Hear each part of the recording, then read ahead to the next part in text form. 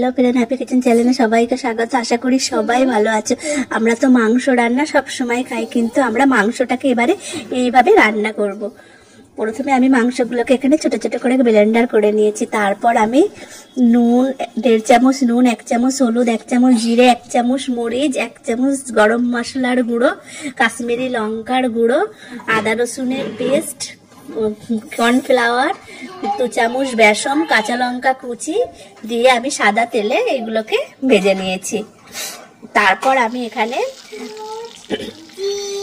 আমি 2 চামচ তেল নিয়েছি, 2টো পেঁয়াজ ও 2টো টমেটো নিয়েছি। তেলের উপরে তেলটা যখন গরম হয়েছে তেজপাতা দিয়েছি, তারপর পেঁয়াজ কুচিটা বাদামি হয়েছে ধনে, তারপর আমি এখানে দিয়েছি টমেটো কুচি, তারপর এখানে 1 চামচ জিরে, 1 চামচ মরিচ, 1 চামচ হলুদ, 1 চামচ নুন, 1 চামচ গরম মশলার গুঁড়ো দিয়ে আদা রসুনের পেস্ট দিয়ে